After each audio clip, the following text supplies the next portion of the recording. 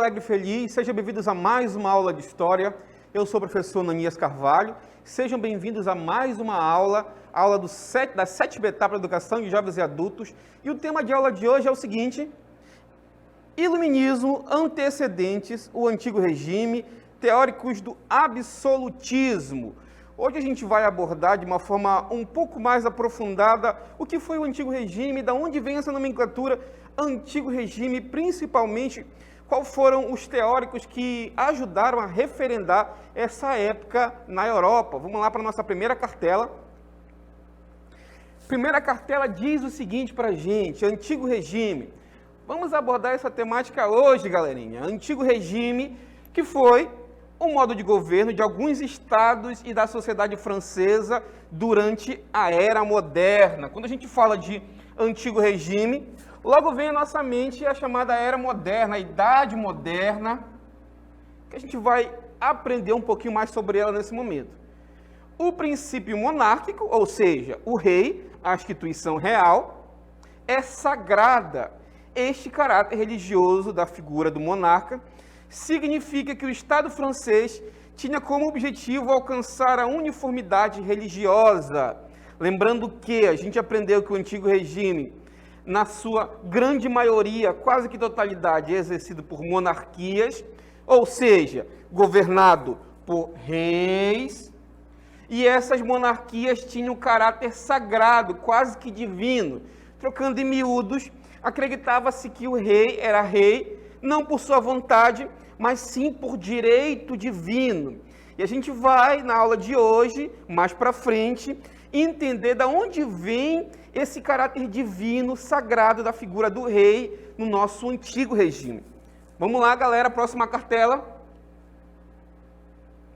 Para a gente entender as características desse período, eu vou dividir o antigo regime em 3 grandes características, por assim dizer: no campo político, no campo social e no campo econômico. No campo político, a gente pode dizer que o poder era absoluto do rei, o chamado absolutismo monárquico.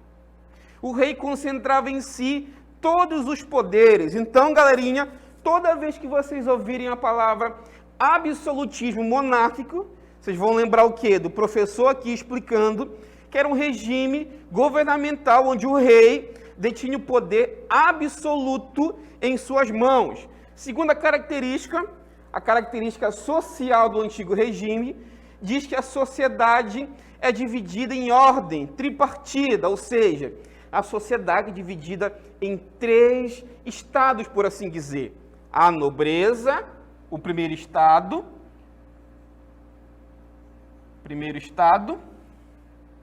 o clero, que é o segundo estado, e o terceiro estado era composto pelo restante da população, que eram camponeses, artesãos, o grosso do povão, digamos assim. E no campo econômico, a economia era essencialmente agrícola, mas dinamizada pelas atividades comerciais, o chamado mercantilismo, que a gente vai também estudar em uma outra oportunidade. Voltando aqui para mim, vamos entender um pouco mais como era dividida essa sociedade no antigo regime. Basicamente era formado por uma pirâmide, como vocês estão vendo aqui no meu lado. No topo da pirâmide estava o rei, o monarca absoluto, que concentrava todo o poder em suas mãos, governava da forma como bem entendia. Em outras palavras, tinha todo o poder concentrado na sua figura. Um pouquinho mais na pirâmide, descendo um pouquinho mais na pirâmide, no segundo e no terceiro andares estão a nobreza e o clero. O clero, basicamente, eram os padres, os membros da igreja, e a nobreza era aqueles antigos senhores feudais que tinham perdido um pouco do seu prestígio, mas que exerciam grande influência na sociedade do antigo regime. E na base da pirâmide, a gente está vendo aqui o terceiro estado, que basicamente era o restante da população, aquele que sustentava a sociedade como um todo, e na maioria das vezes era o único que pagava imposto, portanto era quem bancava os luxos, tanto do rei como da nobreza e também do clero, por assim dizer, e que sustentava toda a base do antigo regime. Então, galerinha, quando vocês virem falar sobre o antigo regime, lembre-se que ele estava dividido socialmente em 3 ordens ou estados. Primeiro estado, o clero. Que era o clero, professor? Os padres. Segundo estado, a nobreza, antigos senhores feudais, que tinham perdido seu prestígio, mas que ainda tinham um privilégio muito grande na sociedade. E o terceiro estado, que era o restante da população empobrecida, mas que conseguia manter toda a sociedade ao seu redor. Ok, galerinha? Vamos lá para o slide para a gente entender um pouco melhor sobre essa questão do antigo regime. Slide na tela para a gente, vamos aprofundar um pouco mais sobre as características do antigo regime. O texto diz o seguinte: o rei concentrava em si todos os poderes, como eu falei para vocês agora há pouco, ele era um monarca absoluto. Só ele definia qual era o interesse do Estado, tinha poderes de origem divina. O rei da França, Luís XIV, foi o maior exemplo do poder absoluto e outros reis tentavam imitar o seu modo de vida.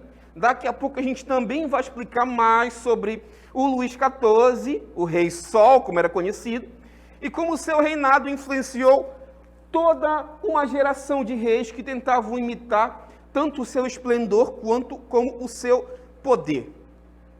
Adiante. Instrumentos de poder. Um exército forte, obviamente que para conseguir controlar a população era necessário um exército forte.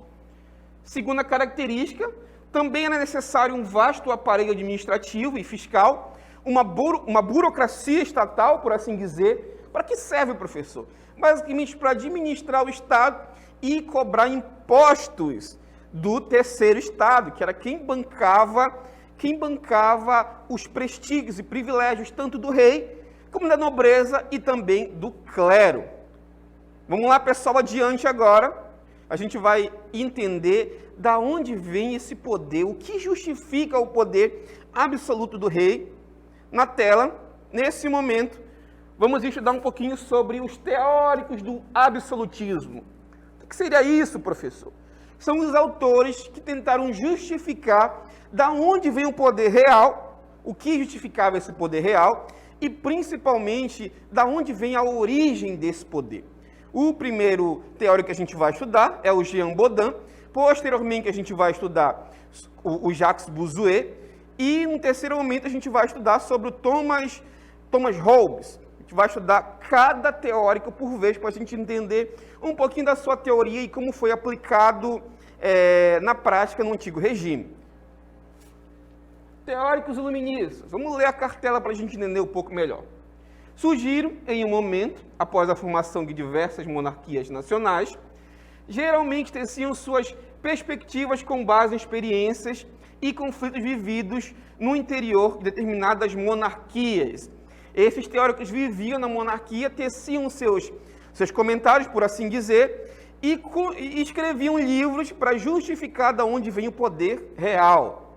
O primeiro teórico que a gente vai conhecer na aula de hoje é o Jean Bodin.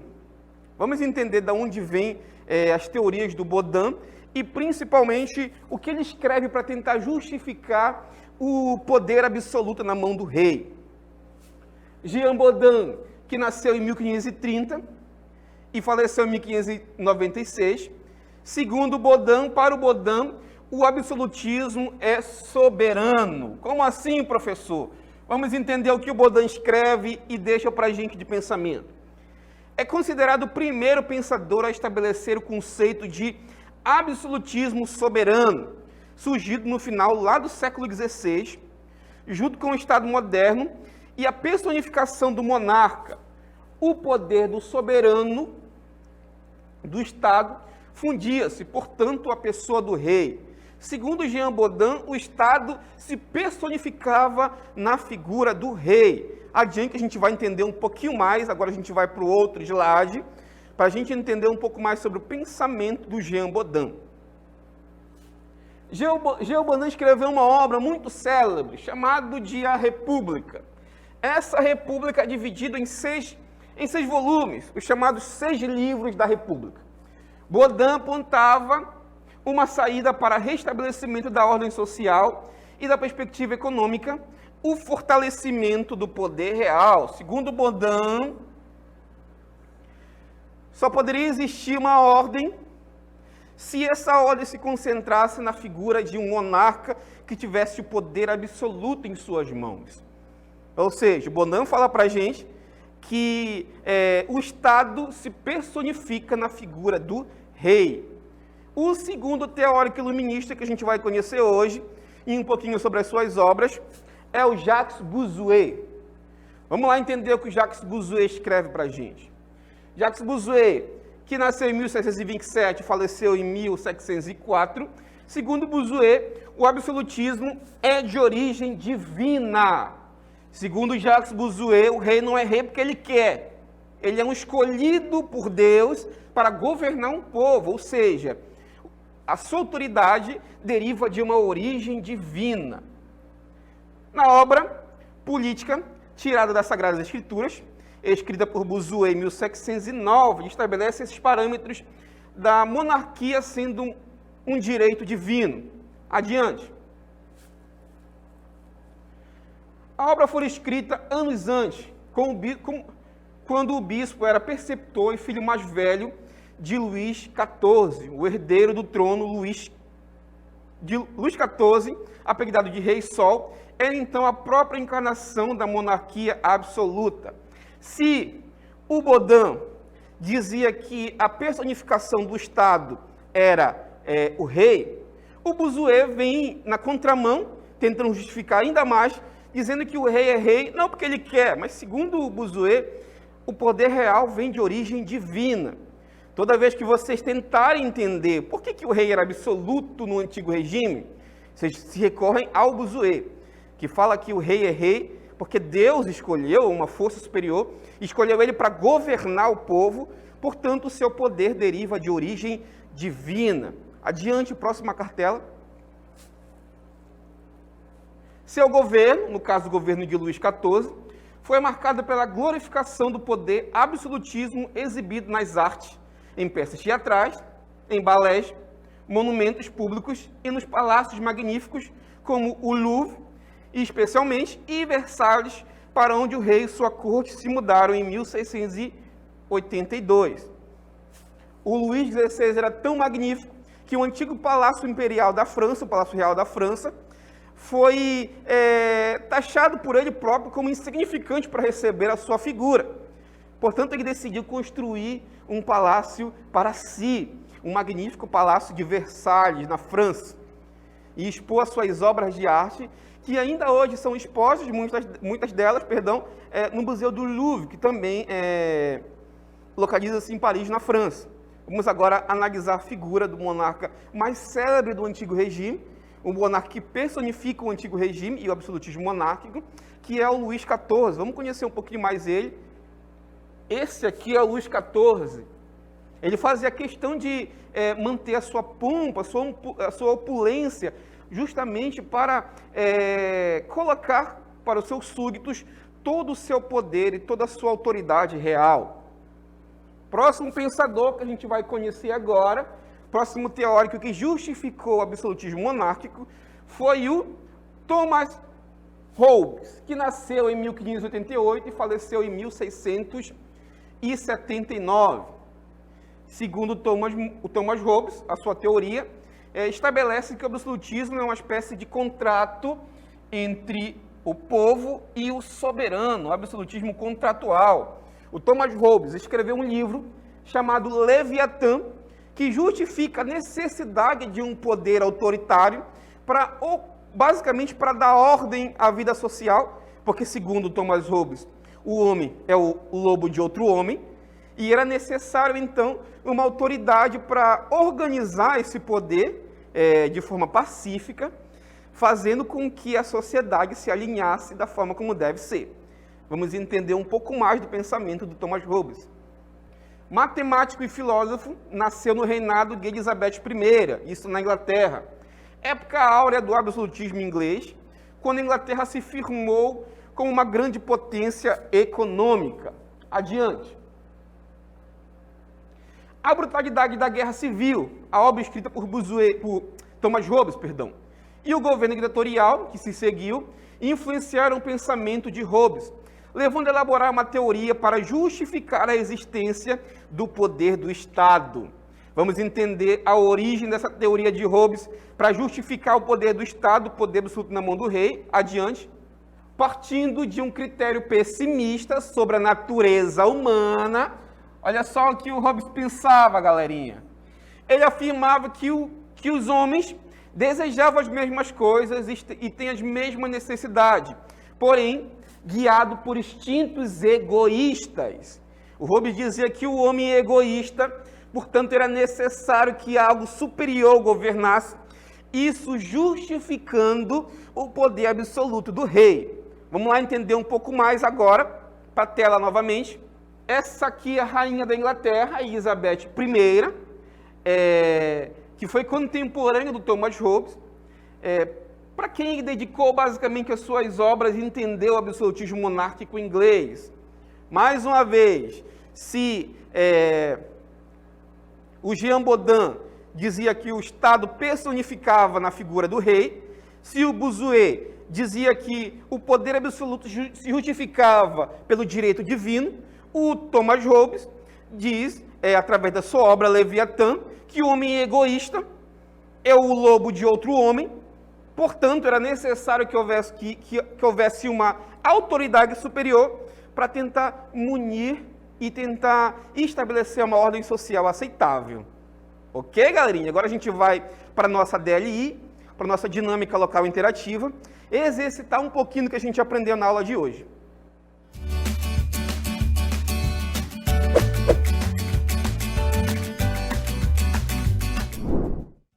Duas questões para a gente agora, eu vou deixar para vocês, vou dar um tempinho para vocês responderem. Vou dar a oportunidade de vocês interagirem com a gente no nosso chat, mandando suas respostas. Lembrando que existem professores apostos para tirar, sanar a dúvida de vocês. Caso haja alguma dúvida, vocês têm a possibilidade de entrar em contato com nossos professores, interagir no chat. Vou deixar para vocês duas perguntas. Vou dar um tempinho para vocês, vamos ler o enunciado, vou dar um tempinho e vocês, daqui a pouco a gente vai voltar para a nossa interatividade. Vamos lá, a primeira questão diz o seguinte para a gente. Qual das alternativas abaixo define de forma correta o absolutismo? 4 alternativas para a gente, vocês vão ler, daqui a pouco a gente vai voltar. A segunda questão diz o seguinte para a gente. Qual das alternativas abaixo apresenta apenas poderes que os reis tinham na época do absolutismo? Mais uma vez, 4 alternativas. Vocês vão ler de maneira calma e compassada. Daqui a pouco a gente vai voltar para tentar ver qual é a melhor resposta que mais se enquadra com o enunciado.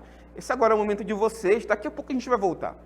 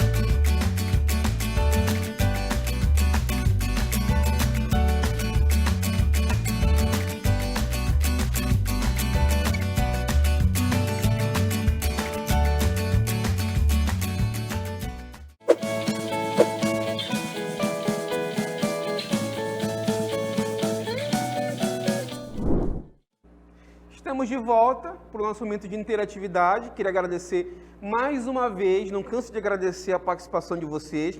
Estou vendo que vocês estão interagindo, estão dando a resposta, é sinal que vocês estão compreendendo a aula. E isso deixa o professor de vocês muito feliz. Vamos agora relembrar as questões que a gente passou no intervalo, antes do intervalo, para a gente responder e refletir um pouquinho sobre a resposta, assimilando ainda mais conteúdo, galerinha. Vamos lá? Primeira questão na tela. Primeira questão diz o seguinte para a gente. Qual das alternativas abaixo define de forma correta o absolutismo? Temos aqui 4 questões para a gente refletir. Letra A diz o seguinte para a gente. O sistema econômico que prevaleceu na Europa na época do antigo regime. Será que o absolutismo é um sistema econômico, galera? A B fala o seguinte. Sistema econômico e político que prevaleceu na França durante toda a Idade Moderna. Olha só, gente, a gente estudou que o antigo regime se passa na Era Moderna, na Idade Moderna. Então, não faz sentido dizer que foi um sistema econômico e político que prevaleceu na França durante a Idade Média. Então, a letra B já pode ser descartada. A letra C fala o seguinte para a gente. Sistema político e administrativo que prevaleceu nos países da Europa entre os séculos 16 e 18, tinha como principal característica a concentração de poderes na mão do rei, chamado absolutismo monárquico. Então, a letra C tem uma grande chance de ser a resposta correta. Vamos então ao gabarito para ver se vocês conseguiram acertar. Qual é a alternativa correta? Gabarito, então, é a letra C, gente. Já explicamos para vocês que o absolutismo monárquico foi um sistema político e administrativo que prevaleceu nos países da Europa. E a grande característica desse absolutismo, por assim dizer, é a concentração de poderes na mão do rei. Quando vocês ouvirem sobre absolutismo, lembrem-se que o rei, o monarca, tinha o poder absoluto em suas mãos. Daí vem a palavra absolutismo monárquico, que vem de poder absoluto. Ok, galerinha? Espero que vocês tenham compreendido da onde vem essa expressão absolutismo monárquico. Ok, gente? Vamos agora para a segunda questão.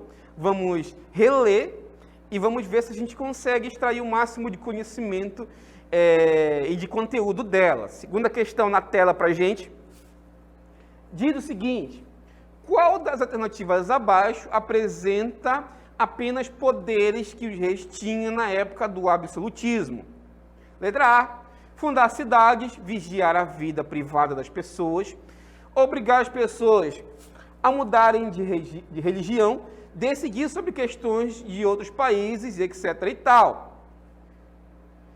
Letra B. Estabelecer o preço das mercadorias comercializadas em outros países, obrigando os casais a terem filhos. Letra C. Fala o seguinte para a gente.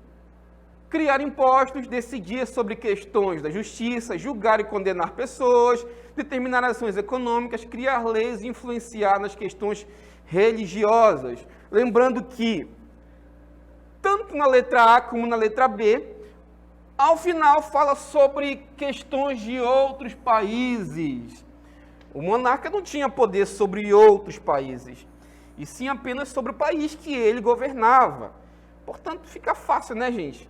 Questão correta aqui é a alternativa de letra C. Alternativa correta. Criar impostos, decidir sobre questões da justiça. Gabarito, alternativa C. Comentário. No absolutismo monárquico, o rei tinha poder absoluto para decidir as questões mais profundas da sociedade, criar impostos, decidir sobre questões de justiça, julgar e condenar pessoas, determinar ações econômicas, criar leis e influenciar questões religiosas dentro do país que ele tinha essa autonomia, que ele governava dentro do seu próprio país. Portanto, galera, queria mais uma vez agradecer a participação de vocês e dizer que na próxima aula No próximo conteúdo de História, estaremos aqui novamente, eu aqui, vocês aí, para a gente estabelecer e conseguir abstrair o máximo de conteúdo, de conhecimento histórico. Portanto, por hoje é só. Na próxima aula a gente volta aí. Até mais.